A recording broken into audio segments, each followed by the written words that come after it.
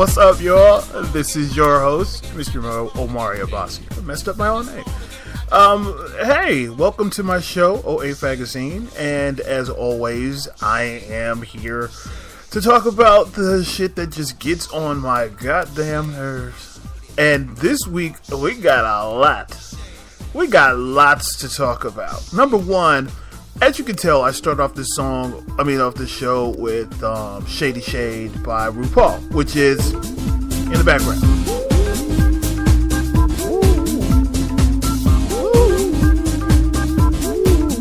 Love this song. But this is the focus of the first thing that I wanted to talk about. Is how everyone on television, on reality TV shows especially, how everyone's talking about shade this, shade that, and spill the tea. Let's talk about this for a minute. Number one, that topic, or that title, that saying, is decades old. No less than 2 decades old. People have been saying this word forever. And it just feels like it has spilled over to straight culture, straight girl culture, women culture, to the point where they use it, and everyone's talking about no tea, no shade, no lemonade, all this stuff. You gotta understand, this is annoying to me. It's so old. It's so outdated. It's boring to me. So I hear so many people trying to be hip, saying, "Oh, no shade." It's like, okay, I get it. Maybe you're new. Maybe you're new, or you haven't been around that long, or maybe you're just in your 20s, or you're so old that you're repeating yourself. But nonetheless, the saying is old. It's boring, and it segues into my next one, which is just annoying the fuck out of me, which is the tea. And like people, in my head, I see stupid ass Kenya Moore from Real Housewives. And all of them, everyone that's associated with someone gay is always like, "Ooh, let me sip on this hot tea."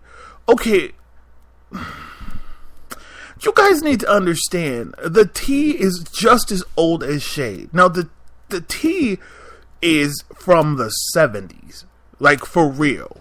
What's the tea? That is the 70s. Tina Marie even said it in her song. What's in Square Biz? What's the tea? Well, you know that's me. Okay, let's start there. Tina Marie said that in Square Biz. That song is no less than 35 years old in itself. Number two, the tea means the truth. It is not affiliated with English tea, Earl Grey, chamomile, jasmine, or anything from Tea Havana, or whatever that place is with the good tea that Starbucks just bought out. It's got nothing to do with that. So all this, ooh, let me sit down and sip on some of this hot tea. Ma'am, miss, mademoiselle, it's got nothing to do with tea in a bag. It means the truth. What's the tea? When somebody sits down and asks you, what's the tea? Or if they've said, oh, I got the tea on them, does it not occur to you in your whack-ass brain that you thinking it's some type of a dippable tea bag in hot water does it make sense? Like when you put it together, if someone says, "Ooh, what's the tea?"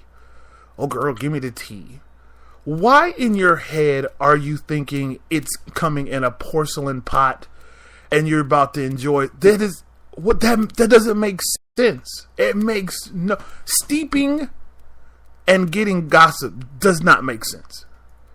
And the fact that you would continue to be like saying things like, "Oh, what's the tea?" and pretend to drink out of an invisible cup of it makes no sense. When someone says to you, "What's the tea?" they're asking you, what is the truth? And guess what? The word truth starts with the letter T. You learned that in Sesame Street. And if you missed Sesame Street by any chance, the first couple of minutes or the whole thing, when the credits roll, Electric Company would be coming on, and somehow they might kind of educate you and tell you that the word truth starts with the letter T. And I'm trying to figure out, when people say things to people, when people hear words or hear sayings or slang, usually it derives from something. And urban culture has this way of basically taking a word, and I'll be honest, most of the time, it probably comes from not understanding the origin or even how to spell a word or whatever. And what happens with urban culture is we'll take a word that, like, say for instance, like, okay, in the ball culture, they'll be like snatching trophies. Now, all that means is that the doll basically took all of them. Like, she didn't literally go up and snatch any of them. It's just that it appears she's taking all of the categories and she's won, and she is now considered snatching trophies. Or, using the word snatch, snatch can go a couple of different ways, but I'm gonna keep it PG-13. And when someone says her hair is snatched, it means it's pulled back tightly. It's snatched. Okay? So instead of saying things like her ponytail is pulled taut, or it's pulled really tight, or it's neatly done, urban culture will say things like snatched, and you'll get a visual. While you may not know what the real word of it is, somehow giving a more visual concept of a word gives urban culture a bit of it gives them a more vivid picture of what you're trying to say. It's almost like pantomime in a way. It's like saying, "Oh, she came up here and she was snatching trophies, honey." And urban culture gets that. Urban culture is like, oh, wow, hilarious, right? And if you say, "Oh, her hair was snatched," we get it. Urban culture gets it. If you say her face is beat, well, the reason, do you guys understand what that means? Like, don't say words if you don't know what they mean, slang or otherwise. But when you're like beating a face, it means that when you were putting the foundation down, you know how you pack the foundation and you blend it and make it, it's because it looks like when you're doing it, you're beating the person's face. And you're patting it all down and making it even and blending with that sponge. So I get it. It's like you get the vivid picture of what's being said or what's being derived. But going back to tea, what bothers me so much is that people have sort of translated it into a drink. It's like, how does that make sense to you? How does that make sense? Like, if you're going to use it because it appeals to you, it makes sense to you, it resonates with you, you get it. Like, some form or another, you go, I get it. That's why I'm going to use this. And I get it. Some of you are followers. Some of you have no leadership skills whatsoever. So you just saying what everybody else is saying. It's like, ooh, that's the tea. I got that.